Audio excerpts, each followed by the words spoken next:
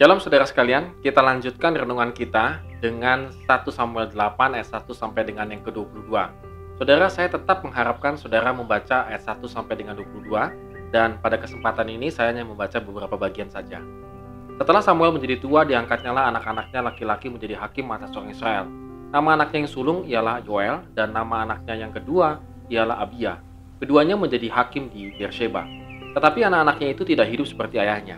Mereka mengejar laba, menerima suap, dan memutarbalikkan keadilan. Sebab itu berkumpullah semua tua-tua Israel.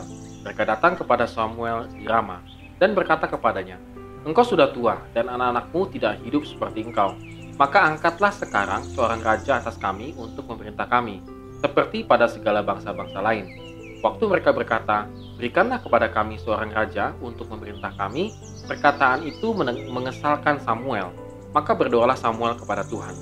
Tuhan berfirman kepada Samuel, "Dengarkanlah perkataan bangsa itu dalam segala hal yang dikatakan mereka kepadamu, sebab bukan engkau yang menolak mereka menolak, tetapi akulah yang mereka tolak, supaya jangan aku menjadi raja atas mereka.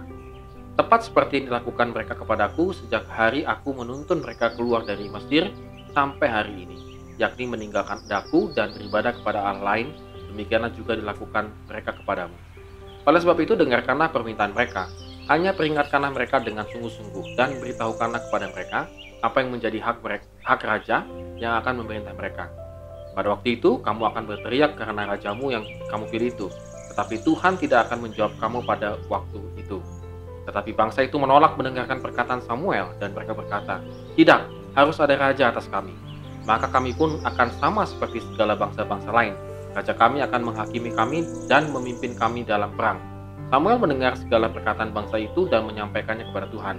Tuhan berfirman kepada Samuel, "Dengarkanlah permintaan mereka dan angkatlah seorang raja bagi mereka." Kemudian berkatalah Samuel kepada orang-orang Israel itu, "Pergilah masing-masing ke kotanya." Saudara sekalian, inilah titik balik kegagalan bangsa Israel, bahwa Tuhanlah yang harusnya yang memimpin mereka, tetapi mereka menolaknya. Saudara, memang satu sisi logis bahwa Samuel sudah menjadi tua, tetapi anak-anaknya Samuel tidak berhasil memimpin, bahkan cenderung melakukan banyak kejahatan, seperti Imam Eli. Benar, itu suatu fakta, dan mereka protes kepada Samuel. Namun, yang mereka protes itu sebenarnya adalah seolah-olah menolak Samuel, makanya Samuel tuh kesel banget begitu ya. Tetapi sebenarnya yang mereka tolak itu adalah Tuhan, karena mereka ingin mengangkat seorang raja, seperti bangsa-bangsa yang lainnya. Seperti konsep bangsa-bangsa yang lainnya. Jadi mereka ingin mengangkat seorang raja. Nah, mereka juga dengan segala kepolosannya tidak memahami ada konsekuensi besar jika memiliki seorang raja.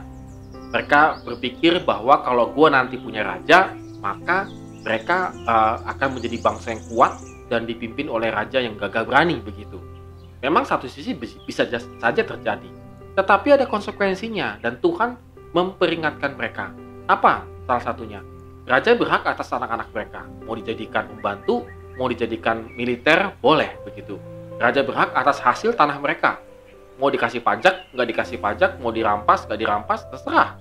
Raja bisa berbuat apa saja dan berhak atas semuanya. Artinya dengan otoritas penuh raja, dia bisa melakukan semuanya yang ia mau. Mirip dengan Tuhan. Saudara, kalau masih ingat ada satu lagu yang cukup terkenal di era-era waktu lalu, yaitu "Andai Ku Jadi Raja." Semua orang pengen jadi raja karena dia boleh melakukan apa saja yang dia kehendaki. Nah, yang paling parahnya lagi, nanti suatu saat kalau bangsa Israel protes kepada Tuhan tentang raja yang mereka pilih, misalnya rajanya jahat, maka Tuhan tidak akan mau mendengarnya.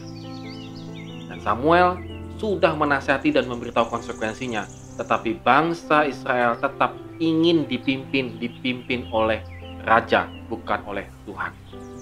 Saudara, ini luar biasa ya, degilnya gitu ya. Padahal sudah nasihatnya itu dalam banget begitu, boleh dikatakan demikian. Nah, saudara sekalian, kalau boleh kita refleksikan dalam kehidupan kita, saudara. Kita sering kali itu ngotot, saudara.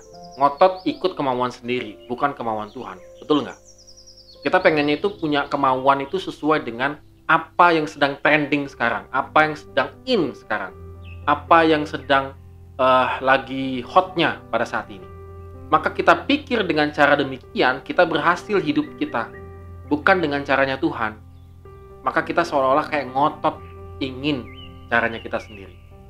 Ketika ada konsekuensinya, barulah kita menyesal. Aduh, dulu ya, coba aku ikuti nasihat.